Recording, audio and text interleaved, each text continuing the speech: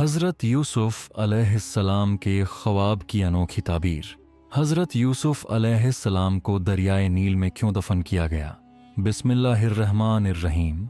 अस्सलामु अलैकुम मुअज़्ज़ज़ ख़वातीन हज़रात। नबी हुस्न ओ जमाल हज़रत यूसुफ अलैहिस्सलाम की ज़िंदगी अल्लाह ताला की अजीम हिकमतों और निशानियों से भरी हुई है। एक ऐसे नबी जिन्होंने बचपन में वो ख्वाब देखा जो न सिर्फ उनकी किस्मत का बल्कि पूरी कौम के मुकद्दर का आईना बन गया। वो ख्वाब जिसने कई बरसों बाद शाही का दरवाज़ा खोला।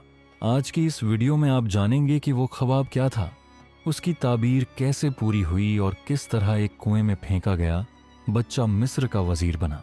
वीडियो में आप ये भी देखेंगे कि हज़रत यूसुफ अलैहिस्सलाम ने कैसे फितनों से बचते हुए सब्र और इफ़्फ़त की आला मिसाल कायम की। वो कौन सी तदबीर थी जिसने कायदज़दा मुल्क को बचाया, और हज़रत यूसुफ अलैहिस्सलाम का सब्र किस तरह रंग लाया।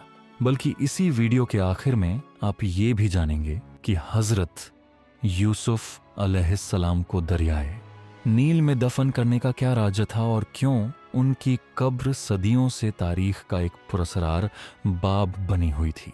तो नाजरीन, हमारी इस वीडियो को आखिर तक ज़रूर देखिएगा, क्योंकि इस ईमान अफरोज सफ़र में आपको न सिर्फ कुरान मजीद की रोशनी मिलेगी बल्कि सब्र, हिकमत और अल्लाह की रहमत का एक ऐसा पैगाम भी मिलेगा जो दिलों को झंझोड़ देगा। हज़रत यूसुफ अलैहिस्सलाम का ख्वाब। नाजरीन इकरामी, अल्लाह रब्बुल इज़्ज़त ने हज़रत यूसुफ अलैहिस्सलाम के क़स्से को अहसनुल क़सस यानी सबसे बेहतरीन क़स्सा करार दिया है, क्योंकि इस एक क़स्से में सब्र, वफ़ा, हिकमत, कुर्बानी, मोहब्बत, साजिश, जुदाई और बादशाही सब कुछ है। हज़रत यूसुफ अलैहिस्सलाम की ज़िंदगी का हर मोड़, हर लम्हा और हर आजमाइश हमारे लिए एक सबक है। हज़रत यूसुफ अलैहिस्सलाम के 12 भाई थे। उनमें सिर्फ बनियामीन उनके सगे भाई थे, बाकी सब दूसरी माओं से थे। लेकिन यूसुफ अलैहिस्सलाम अपने हुस्न, अखलाक और नेकी की वजह से अपने वालिद हज़रत याकूब अलैहिस्सलाम के दिल के सबसे करीब थे। उनकी पेशानी पर नबूवत की रोशनी चमक रही थी और याकूब अलैहिस्सलाम ये जानते थे कि ये बच्चा मामूली नहीं। वो उनसे मोहब्बत करते थे, बहुत ज़्यादा इज्जत देते थे। फिर एक दिन जब हज़रत यूसुफ अलैहिस्सलाम सिर्फ 7 साल के थे, उन्होंने एक ऐसा ख्वाब देखा जिसने पूरी कहानी का रुख बदल दिया। उन्होंने अपने वालिद से कहा, अब्बा जान, मैं ख्वाब में देखता हूँ कि 11 सितारे, सूरज और चांद मुझे सजदा कर रहे हैं। ये सुनकर याकूब अलैहिस्सलाम चौंक पड़े, क्योंकि वो समझ गए कि ये कोई आम ख्वाब नहीं, ये नबूवत की अलामत है, एक इलाही पैगाम है।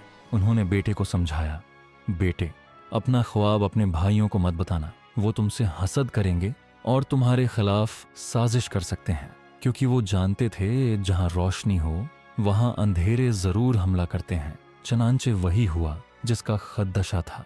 यूसुफ अलैहिस्सलाम के भाई दिल ही दिल में हसद की आग में जलने लगे। एक मासूम चेहरा, बाप की मोहब्बत और वो ख्वाब, इन सब ने उनके सीने में आग लगा दी थी। भाइयों की साजिश और कुएं में फेंकना।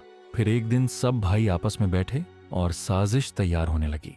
यूसुफ अलैहिस्सलाम को घर से निकालकर कहीं दूर किसी सुनसान मकाम पर किसी गहरे कुएं में फेंक देते हैं, और इस साजिश को अमली जामा पहनाने के लिए सब मिलकर अपने वालिद हज़रत याकूब अलैहिस्सलाम के पास पहुंचे। कहने लगे, अब्बा जान, यूसुफ को हमारे साथ भेज दीजिए, हम उसे सैर कराएंगे, कुछ शिकार करेंगे और उसे खुश करेंगे। हज़रत याकूब अलैहिस्सलाम ने दिल से न चाहते हुए भी बेटों के इसरार के आगे हार मान ली और भाई यूसुफ अलैहिस्सलाम को अपने कंधों पर बिठाकर ले चले। लेकिन जंगल में जाकर मोहब्बत की जगह नफरत और हसद ने ले ली। उन्होंने मासूम यूसुफ को जमीन पर पटक दिया, बेदर्दी से मारा, उनका कमीज यानी कुर्ता उतारा, हाथ पांव बांधे और आखिरकार अंधेरे गहरे कुएं में फेंक दिया। लेकिन नाजरीन, अल्लाह अपने नबियों को तन्हा नहीं छोड़ता। जैसे ही यूसुफ अलैहिस्सलाम कुएं में गिरे, हज़रत जिब्राइल अलैहिस्सलाम फौरन कुएं में नाजिल हुए। उन्होंने यूसुफ अलैहिस्सलाम को कुएं के अंदर मौजूद एक पत्थर पर बिठा दिया, उनके हाथ पांव खोले और उनको तसल्ली दी, गम न कर, अल्लाह तुम्हारे साथ है। उधर भाई जो अपनी साजिश पूरी कर चुके थे, यूसुफ अलैहिस्सलाम के कमीज को एक बकरी के खून में डुबोकर वापस लौटे। जैसे ही घर के करीब पहुंचे चिल्लाने और रोने लगे जैसे कोई बहुत बड़ा हादसा हो गया हो। हजरत याकूब अलैहिस्सलाम जो अंदर बैठे थे घबरा कर बाहर निकल आए। परेशान होकर पूछा, क्या बकरियों पर हमला हो गया या कोई और मुसीबत आ गई है? लेकिन असल सदमा तो अभी बाकी था। हजरत याकूब अलैहिस्सलाम ने जब बेटों की सिसकियां, आंसू और हिचकियां देखीं तो फौरन सवाल किया, यूसुफ कहाँ है? मैं उसे नहीं देख रहा, कहाँ है मेरा लाल? तो भाइयों ने आंखों में आंसू और झूठ के साथ कहा, अब्बा जान, हम खेल में मशगूल हो गए थे और यूसुफ को सामान के पास बिठा दिया था। इतने में एक भेड़िया आया और हमारे प्यारे भाई को खा गया। ये रहा उसका खून आलूदा कुर्ता। हजरत याकूब अलैहिस्सलाम ने कपकपाते हाथों से अपने नूरे नजर का कुर्ता थामा। आंखों में अश्क, दिल में हौल और गौर से देखने लगे। मगर कुर्ता तो बिल्कुल सलामत था, न कोई चाक न कोई निशान। कोई भेड़िया अगर यूसुफ को खाता तो कुर्ता कैसे सलामत रहता? बस उसी लम्हे दिल पर कयामत गुजरी और जबान पर आए वो अल्फाज जो आज भी सब्र की अलामत हैं। नहीं, ये तुम्हारा किया धरा है, तुम्हारे दिल का फरेब, तुम्हारा मक्र। तुमने ही मेरे यूसुफ के साथ कुछ किया है। फिर आसमान की तरफ निगाह उठाई और अल्लाह से अर्ज की, अब तो मेरे लिए सब्र ही बेहतर है और जो तुम बातें बना रहे हो उन पर अल्लाह ही की मदद चाहिए। दिल पिघल गया, सीना छलनी हो गया, मगर जबान पर शिकवा नहीं, सिर्फ सब्र। काफिले का यूसुफ अलैहिस्सलाम को निकालना। तसव्वुर कीजिए, एक नन्हा सा बच्चा 3 दिन से तन्हा एक अंधेरे गहरे कुएं में कैद हो, न रोशनी, न आवाज और न ही कोई उम्मीद। ये हजरत यूसुफ अलैहिस्सलाम थे जिन्हें उनके सगे भाइयों ने हसद में आकर कुएं में फेंक दिया था। ये कुआं खारा था, लेकिन अल्लाह के नबी की बरकत से उसका पानी मीठा हो गया, जैसे कुदरत खुद उनका साथ दे रही हो। ठीक 3 दिन बाद मदैन से एक काफिला मिस्र की तरफ रवाना हुआ। जब काफिले के एक शख्स मालिक बिन जहर ने पानी भरने के लिए कुएं में डोल डाला तो एक अजीब वाकया पेश आया। डोल वापस ऊपर खींचा तो उसमें पानी नहीं था, बल्कि एक खूबसूरत लड़का था जिसके चेहरे से नूर झलक रहा था। मालिक बिन जहर हैरत से चीख उठा, मुबारक हो, ये तो गुलाम है। और फिर फौरन अपने साथियों को खुशखबरी सुनाने लगा। लेकिन उसी वक्त हजरत यूसुफ अलैहिस्सलाम के भाई जो बकरियां चरा रहे थे काफिले के पास पहुंचे जैसे उन्हें खबर लग चुकी हो। उन्होंने फौरन झूठ गढ़ दिया, ये हमारा गुलाम है जो बागी और नाफरमान निकला। अगर खरीदना है तो ले जाओ, हम बहुत सस्ता दे देंगे। बस एक शर्त है, इसको इतनी दूर ले जाना कि हमारी जमीन पर इसकी परछाई भी न पड़े। यूसुफ अलैहिस्सलाम खामोश खड़े रहे, न कोई शिकायत न कोई सवाल। और यूं अल्लाह के नबी को उनके सगे भाइयों ने सिर्फ 20 दिरहम में पेश किया। मिस्र में यूसुफ अलैहिस्सलाम की खरीदारी। ये हजरत यूसुफ अलैहिस्सलाम थे जिन्हें मालिक बिन जहर काफिले से खरीद कर मिस्र ले आया। बाजार में उनके हुस्न का चर्चा हर जुबान पर था। हर आंख ठहर गई, हर दिल रुक गया। लोग दीवानावार बोलियां लगा रहे थे। कोई सोने के सिक्के, कोई चांदी और कोई कीमती खुशबू पेश कर रहा था। ये खबर महल तक जा पहुंची।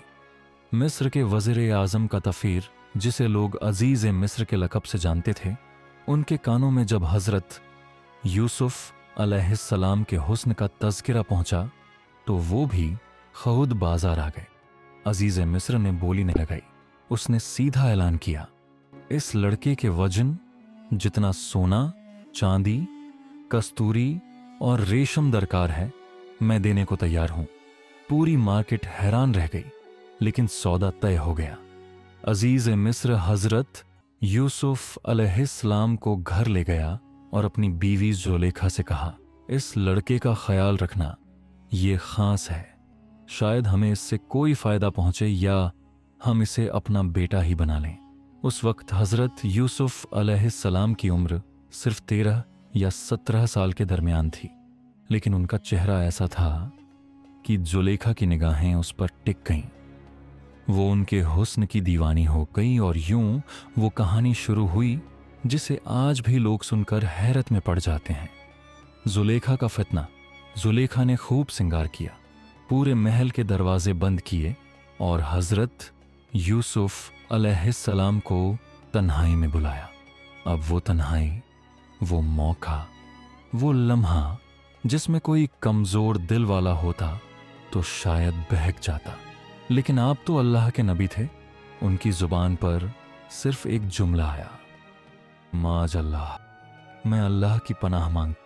और फरमाया, जिस शख्स ने मुझे इज्जत दी, मुझे अपना अजीज बनाया, मैं उसके साथ खियानत कैसे कर सकता हूं। मगर जुलेखा ने अपनी जिद न छोड़ी।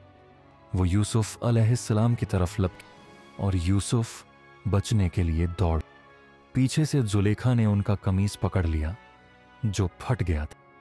अभी वो दरवाजे तक ही पहुंचे थे कि सामने अजीज ए मिस्र खड़ा था। एक लम्हे में मंजर बदल गया। जुलेखा ने फौरन झूठ बोला, कहने लगी, इस गुलाम ने मेरे साथ बुराई का इरादा किया। यूसुफ अलैहिस्सलाम खामोश न रहे। उन्होंने बेखौफ होकर सच बोल दिया, ये खुद मुझे बहकाना चाहती थी, मैं बचने के लिए भागा। अब अजीज मिस्र कश्मकश में पड़ गया और सोचने लगा, कौन सच बोल रहा है। उसी वक्त सल्तनत के एक बुजुर्ग ने तजवीज दी, अगर कमीज आगे से फटी हो तो औरत सच कह रही है, अगर पीछे से फटी हो तो यूसुफ अलैहिस्सलाम सच बोल रहे हैं। जब कमीज देखी गई तो वो पीछे से फटी थी। सच खुल गया। तब अजीज ए मिस्र ने अपनी बीवी से कहा, यह तुम औरतों की मक्कारी है, बेशक तुम औरतों की चालें बहुत खतरनाक होती हैं। फिर उसने यूसुफ अलैहिस्सलाम से कहा, तुम इस बात को भुला दो और तुम ए औरत अपने गुनाह की माफी मांगो, क्योंकि गलती तुम्हारी थी। जुलेखा की चाल नाकाम हो चुकी थी, मगर शहर की जबानें अब उसके पीछे बोलने लगी थीं। अजीज ए मिस्र की बीवी ने एक गुलाम को लुभाने की कोशिश की। ये बात शहर की मुअज्जज औरतों को अजीब लगी। वो हंसती, हैरत करती और बात बात पर उसका मजाक उड़ाती। जब जुलेखा ने यह सब सुना तो उसने उन सब औरतों को महल में दावत दी, उनके सामने फल रखे और साथ एक छुरी भी पकड़ा दी। फिर जुलेखा ने कहा, यूसुफ, इनके सामने आ जाओ। जैसे ही यूसुफ अलैहिस्सलाम कमरे में दाखिल हुए, हर आंख ठहर गई, हर जबान रुक गई और हर हाथ लरस गया। हुस्न ऐसा कि रूहें थम जाएं। आंखें फटी की फटी रह गईं। फल काटने की बजाय उन्होंने अपने हाथ काट लिए और बेइख्तियार बोल उठी, अल्लाह की कसम, ये इंसान नहीं, ये तो कोई फरिश्ता है। ये मंजर बताता था कि जुलेखा की कशिश यूसुफ अलैहिस्सलाम के लिए आजमाइश थी, मगर उन औरतों के लिए हैरत और हसरत। उन खवातीन ने भी अपने अपने अंदाज से हजरत यूसुफ अलैहिस्सलाम को बहकाने की कोशिश की, लेकिन यूसुफ, वो तो अल्लाह के बरगजीदा बंदे थे, किसी फरेब के जाल में ना आए। जब जुलेखा और दीगर औरतों का दबाव हद से बढ़ गया तो आखिरकार सल्तनत के वजीरों और दरबारियों ने मशवरा दिया कि यूसुफ अलैहिस्सलाम को कैद कर दो ताकि ये किस्सा ही दब जाए। और यूसुफ अलैहिस्सलाम ने फख्र से फरमाया, मेरे रब, मुझे कैद खाना की तन्हाई पसंद है। इस फितना से बेहतर है जिसकी तरफ ये औरतें मुझे बुलाती हैं। आप 7 या 12 बरस जेल खाना में रहे और कैदियों में तौहीद और आमाल ए सालिहा की दावत फरमाते रहे। तमाम कैदी आपके हुस्न अखलाक और आपके किरदार के घोरेदा हो गए। ये अजीब इत्तेफाका है कि जिस दिन आप कैद खाना में दाखिल हुए, उस दिन आपके साथ बादशाह ए मिस्र के 2 खादिम, एक शराब पिलाने वाला और दूसरा बावर्ची, दोनों जेल खाना में दाखिल हुए। दोनों पर इल्जाम था कि उन्होंने बादशाह के खाने में जहर मिलाया है। उन दोनों ने जेल में ख्वाब देखा। दोनों ने अपना अपना ख्वाब हजरत यूसुफ अलैहिस्सलाम से बयान किया, जिसकी ताबीर हजरत यूसुफ अलैहिस्सलाम ने बयान की, जो 100% सही साबित हुई। पहले का ख्वाब यह था कि मैंने देखा है कि एक शराब का रस निचोड़ रहा हूं। इसकी ताबीर हजरत यूसुफ अलैहिस्सलाम ने कुछ यूं दी कि तुम इल्ज़ाम से बरी हो जाओगे और दोबारा अपने ओहदे पर बहाल होकर अपने मालिक को शराब पिलाओगे। दूसरे का ख्वाब ये था कि मैंने देखा है मैं अपने सर पर थाल उठाए हुए हूं और परिंदे उसमें से रोटी खा रहे हैं। हज़रत यूसुफ अलैहिस्सलाम ने इस ख्वाब की ताबीर बयान की कि तुम्हें सूली पर लटकाया जाएगा और तुम्हारे सर को परिंदे नोच नोच कर खाएंगे। चुनांचा ऐसा ही हुआ। साखी बरी हो गया और बावर्ची को ससाए मौत हो गई। कैद खाना में आपका नाम ताबीर देने वाला मशहूर हो गया। इसी दौरान मिस्र के बादशाह ए आज़म ने ख्वाब देखा। कहने लगा, मैं ख्वाब देखता हूं कि 7 मोटी ताजी गायें हैं जिन्हें 7 दुबली पतली गायें खा रही हैं, बल्कि 7 खोशे हरे भरे हैं और 7 हैं जो सूखे हुए हैं। ऐ दरबारियों, अगर तुम में कोई ख्वाब की ताबीर दे सके तो मेरे ख्वाब का मतलब बताओ। बादशाह ए आज़म ने अपने दरबारियों से इस ख्वाब की ताबीर दरियाफ्त की तो लोगों ने इस ख्वाब को ख्वाब परेशान कहकर इसकी कोई ताबीर न बताई। इतने में बादशाह का साखी, जो कैद खाना से रिहा होकर आया था, उसने कहा, मुझे इस ख्वाब की ताबीर मालूम करने के लिए जेल खाना में जाने की इजाज़त दी जाए। चुनांचा ये बादशाह का कासिद बनकर कैद खाना में यूसुफ अलैहिस्सलाम के पास वापस गया। बादशाह का ख्वाब बयान करके ताबीर दरियाफ्त की। हज़रत यूसुफ अलैहिस्सलाम ने फरमाया कि 7 बरस मुसलसल खेती करो और उनके अनाजों को बालियों में महफूज रखो, फिर 7 बरस तक खरुशहाली रहेगी। कैद के इन 7 बरसों में पहले 7 बरसों का महफूज किया हुआ अनाज लोग खाएंगे, उसके बाद फिर हरियाली का साल आएगा। कासिद ने वापस जाकर बादशाह से उसके ख्वाब की ताबीर बताई तो बादशाह ने हुक्म दिया, यूसुफ अलैहिस्सलाम को जेल खाना से निकलकर मेरे दरबार में लाओ। कासिद रिहाई का परवाना लेकर जेल खाना में पहुंचा तो आपने फरमाया कि पहले जुलेखा और दूसरी औरतों के जरिए मेरी बेगुनाही और पाक दामनी का इजहार करा लिया जाए, उसके बाद ही जेल से बाहर निकलूंगा। चुनांचा बादशाह ने इसकी तहकीकात करवाई तो तहकीकात के दौरान जुलेखा ने इकरार किया कि मैंने खुद ही हजरत यूसुफ अलैहिस्सलाम को फिसलाया था। खता मेरी है। यूसुफ अलैहिस्सलाम सच्चे और पाकदामन हैं। इसके बाद बादशाह ने यूसुफ अलैहिस्सलाम को दरबार में बुलाकर कहा, आप हमारे दरबार के मुअज्जज़ हैं। कैद और खुशहाली के बाद वो जिरगा से मशवरा हुआ और आपसे भी। तो यूसुफ अलैहिस्सलाम ने कहा, आप ज़मीन के ख़जाने के इंतज़ामी उमूर और हिफाजती निज़ाम के इंतज़ाम पर मेरा तकर्रुर कर दें, मैं पूरे निज़ाम को संभाल लूँगा।